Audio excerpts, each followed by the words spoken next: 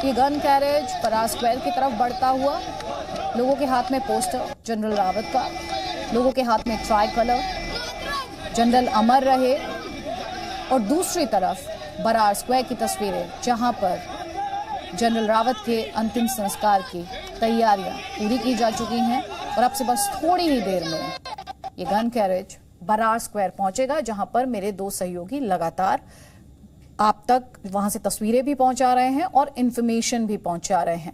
राजू राज, कितनी देर में, क्या माना जाए 7 मिनट 6 मिनट, कितनी देर में ये गन कैरेज पहुंच जाएगा पराग स्क्वायर?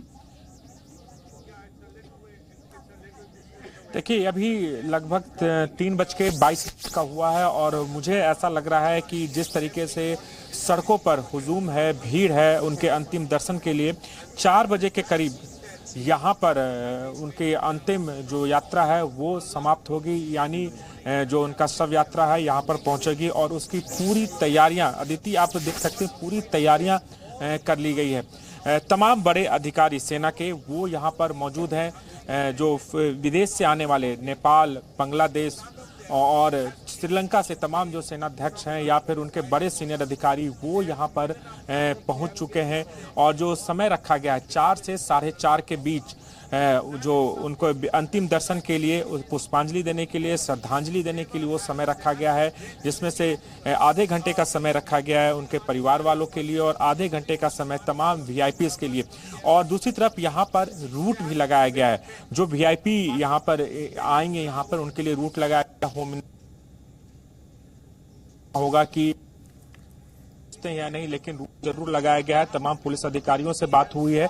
इसके अलावा सुरक्षा के पूरे इंतजाम किए हैं, चूंकि ये जो आप लेन देख रहे हैं, जो तस्वीरों में लेन देख रहे हैं, यहाँ से कुछ देरी पर, चूंकि लोकल इलाका है, गांव का इलाका है, तो वहां पे भी काफी संख्या में लोग यहाँ पर दोपहर 12 बजे से ही मौजूद हैं उनके अंतिम दर्शन के लिए, सीडीएस बिपिन रावत के अंतिम दर्शन के लिए। तो वहां पर उन्हें रोका गया है, लेकिन भीड़ वहां भी इकट्ठी है काफी संख्या में।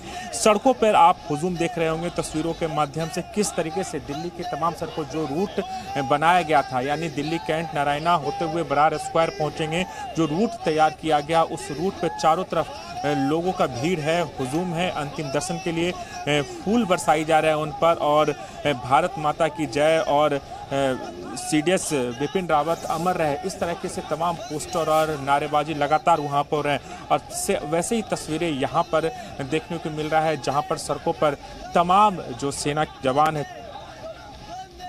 शव को अंतिम यात्रा पर, यानी शमशान भूमि के अंदर ले जाएंगे, उसकी भी लिए तैयारियां की गई है। लोग तैनात हैं कि जैसे ही वो ट्रक यहां पर आएगा तो उस ट्रक को में जब कैप्टन बिपिन रावत, सीडीएस बिपिन रावत का जो शव को है उसे अंदर ले जाएगा। और पूरी तैयारियां यहां पर किए जा चुके हैं। तमाम बड़े अधिकारी यहां पर मौजूद हैं, जो वीआईपी मूवमेंट है वो भी यहां पर शुरू हो चुका है। सीडीएस जनरल बिपिन रावत अपने आखिरी सफर पर अब से बस थोड़ी ही देर बाद पराग स्क्वायर पहुंचेंगे। मेरे सहयोगी कृष्ण मोहन मिश्रा हमारे साथ हैं। कृष्ण मोहन, हम लगातार जनरल रावत का जो कंट्रीब्यूशन है, उनका जो योगदान है, उन्होंने फोर्सेस के मॉडर्नाइजेशन के लिए, उनके आधुनिकीकरण के लिए और साथ ही बेहतर समन्वय तीनों फोर्सेस में क्रिएट करने के लिए जो इनिशिएटिव्स लिए हैं उन्हें आगे बढ़ाने की बात की जा रही है। लेकिन मैं यहाँ पर आपसे एक तरफ पराग स्क्वायर की तरफ अपनी अंतिम सफर पर जनरल रावत, तस्वीरें हम दिखा रहे हैं लगातार, जहां पंचतत्व में विलीन हो जाएंगे अब से बस थोड़ी ही देर बाद। लेकिन कृष्ण मोहन मिश्रा का इन्वेस्टिगेशन के लिहाज से बात की जाए, जो हेलीकॉप्टर क्रैश हुआ जिसे लेकर इंडियन एयरफोर्स द्वारा ट्वीट भी किया गया और कहा गया कि अटकलों पर ध्यान ना दीजिए, अटकलों पर विराम लगाइए और कोर्ट ऑफ इंक्वायरी की रिपोर्ट आने तक इंतजार कीजिए। ये ट्वीट क्यों आया अदिति? दरअसल उसकी वजह है अदिति, दुर्घटना हुए अभी 2 दिन बीते हैं। 8 तारीख को ये दुर्घटना हुई और दूसरे दिन उसका ब्लैक बॉक्स मिला है। जांच होने में वक्त लगता है। जो फ्लाइट डाटा रिकॉर्डर, जिसको हम ब्लैक बॉक्स कहते हैं, उसको डिकोड किया जाता है, उसमें जितने भी इंफॉर्मेशन है उसको निकाला जाता है और फिर उसका एनालिसिस किया जाता है। एजेंसियां बहुत टॉप लेवल पर उसका इन्वेस्टिगेशन करेंगे, उसका एनालिसिस करेंगे और उसको फिर बहुत बड़े लेवल पर उसको देखा जाएगा। हो सकता है कि ये चीज़ इतनी बड़ी है तो जांच रिपोर्ट प्रधानमंत्री के सामने तक जाए और उसके बाद इसको ये सामने आएगी।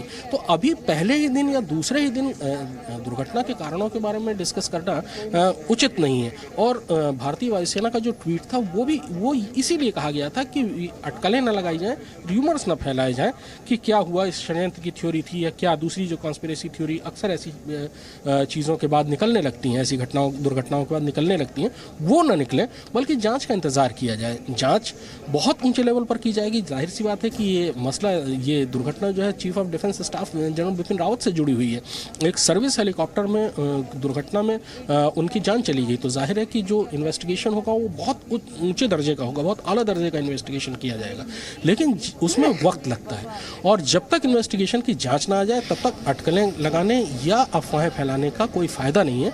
इसीलिए जो भारतीय वायुसेना का जो ट्वीट है वो यही कहता है कि जांच का इंतजार किया जाए। अभी कयास लगाने का वक्त नहीं है, अटकलें लगाने का वक्त नहीं है। अदिति। कृष्णमोहन मिश्रा, क्योंकि हम फोर्सेस की बात कर रहे हैं, हम चीफ ऑफ डिफेंस स्टाफ की बात कर रहे हैं, जनरल बिपिन रावत, हमने बहुत भावुक तस्वीरें देखी है। हम सिविलियंस के पास शायद उतनी आज़ादी है कि हम अपने इमोशंस को ऐसे पब्लिक डोमेन में दिखा सकते हैं। इस समय फोर्सेस के लिए कितना इमोशनली डिफिकल्ट है, जो कि पूरे देश के लिए हीरो हैं, तो वो अपने इमोशंस उस अंदाज में नहीं दिखा सकते जिस अंदाज में हम और आप बयां कर सकते हैं, लेकिन उनके लिए ये एक मुश्किल घड़ी है। अदिति, अभी आपने खुद कहा कि नागरिक आज़ाद हैं अपनी भावनाओं को दिखाने के लिए, जताने के लिए। सेना आज़ाद नहीं होती है, सैनिक अधिकारी आज़ाद नहीं होते हैं कि वो अपनी भावनाओं का इस तरह से इजहार करें। वो भावनाएं निकलकर सामने आती हैं। जब पिछले 2-3 दिनों में जितने भी लोगों से बात हुई, सबका जो सबसे मुख्य बात थी, उन्होंने कही कि जिस वक्त सबसे ज़्यादा ज़रूरत थी उस वक्त ही वो चले गए। और ये एक ऐसी दुर्घटना हुई है, ऐसा ये हादसा हुआ है जिसके लिए हम तैयार नहीं थे। तो सेना में जो सबसे बड़ा इमोशन है वो यही है कि इस चीज़ के लिए सेना में कोई भी शख्स मानसिक रूप से तैयार नहीं था इस आघात के लिए। और जनरल रावत उस वक्त गए हैं जब देश को और सेना को उनकी सबसे ज़्यादा ज़रूरत थी। यही वो भावना है जो पूरी सेना के लोग महसूस कर रहे हैं। और वो तो तीनों सेनाओं के ही चीफ थे। तीनों सेनाओं में जो लोग हैं जिन्होंने कभी उनके साथ काम किया, उनके अधीनस्थ काम किया, या आज से पहले जब उनका करियर यंग था वो उनके सीनियर थे, आसपास के किसी जगह का कोई अपॉइंटमेंट था, जब काम के सिलसिले में उनकी मुलाकात होती रही, हमेशा बिल्कुल अपराइट सोल्जर, सीधी बात, नो नॉनसेंस, और अपने लक्ष्य के प्रति पूरी तौर पर समर्पित, सीधा बिल्कुल नज़रिया और सीधी बातें। अदिति। राजू राज भी हमारे साथ है। राजू राज, अब कहां तक पहुंच गया है गन कैरेज?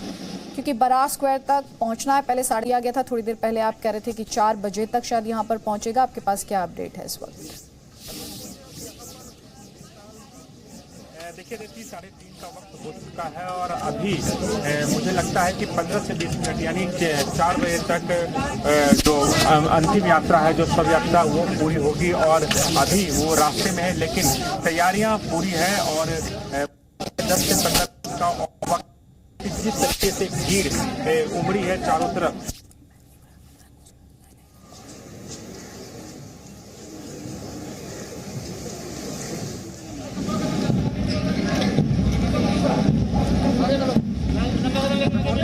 मिश्रा लगातार हमारे साथ है। कृष्णमोहन मिश्रा, तस्वीरें लगातार आ रही हैं, अगर आप इन तस्वीरों को थोड़ा सा डिस्क्राइब कर पाएं कि इस वक्त आर्म्ड फोर्सेस द्वारा वहां पर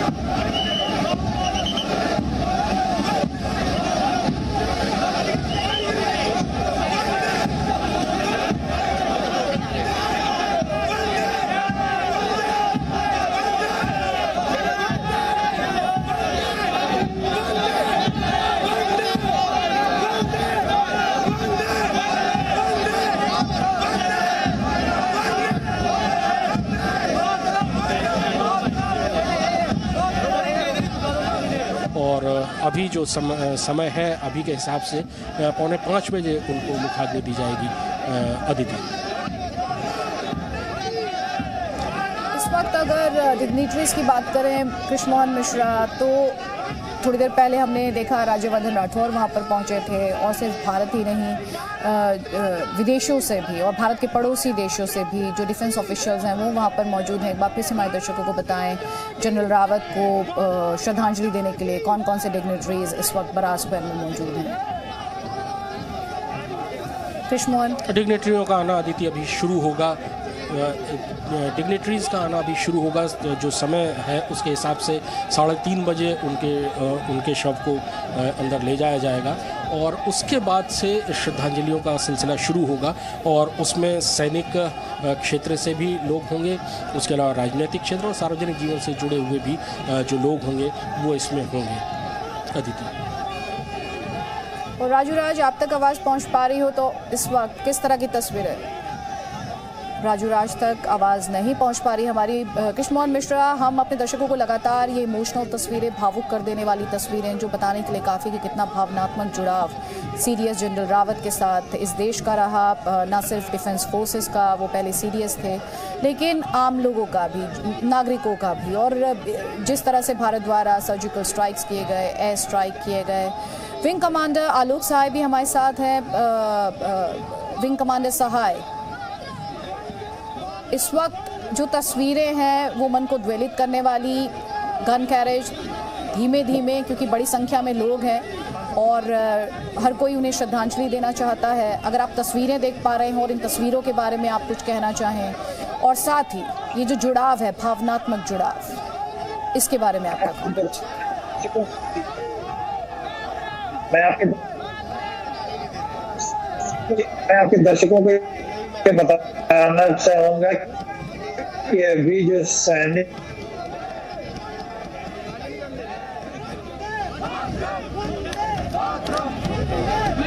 विंग कमांडर सहाय, आप तक आवाज पहुंच पा रही है सर? आप मुझे सुन पा रहे हैं?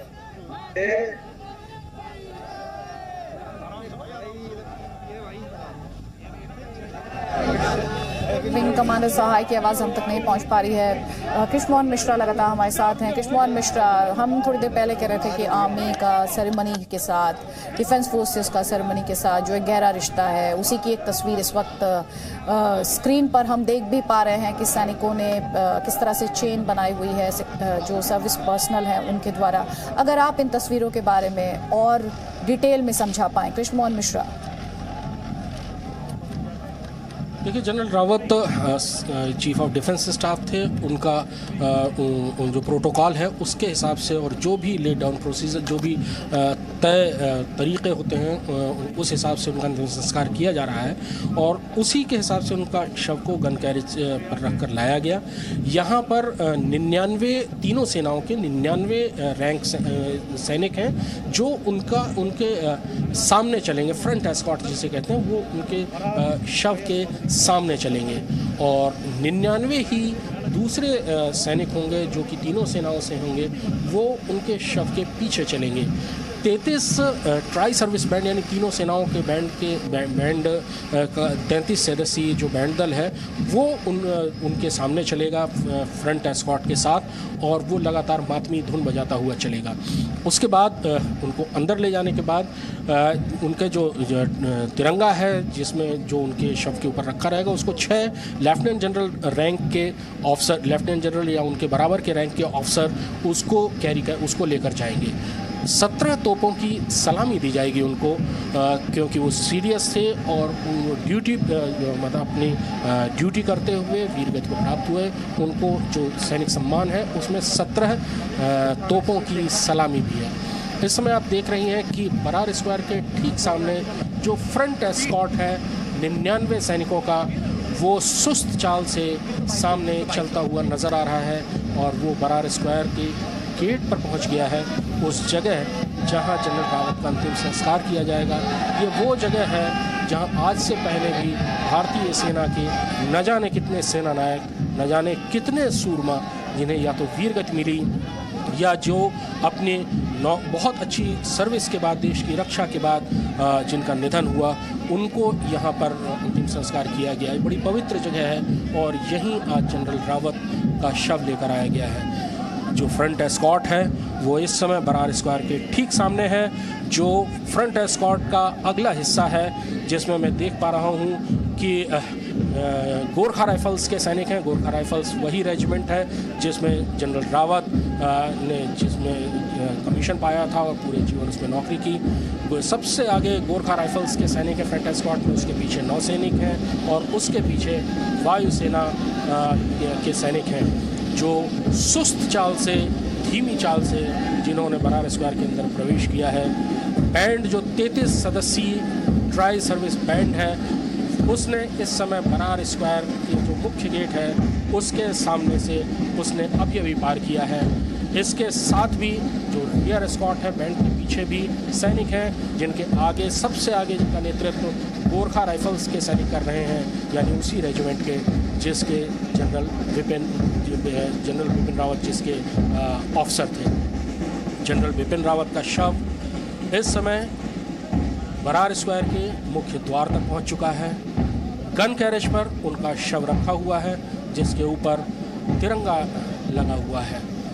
एक सजे सजाए, फूलों से सजे हुए ट्रक से इस गन कैरेज को अटैच किया गया है और उस जो गन कैरेज है वो इस समय बरार स्क्वायर के गेट पर पहुंच चुका है। उसके साथ 6 ऑफिसर्स जो कि लेफ्टिनेंट जनरल रैंक के, लेफ्टिनेंट जनरल या उसके इक्विवेलेंट रैंक के हैं, वो साथ चल रहे हैं, जो कि पॉल बियरर कहलाते हैं, जो कि इस राष्ट्रीय ध्वज को संभालेंगे। Presenting B News app, available on Google Play and App Store. Download it now.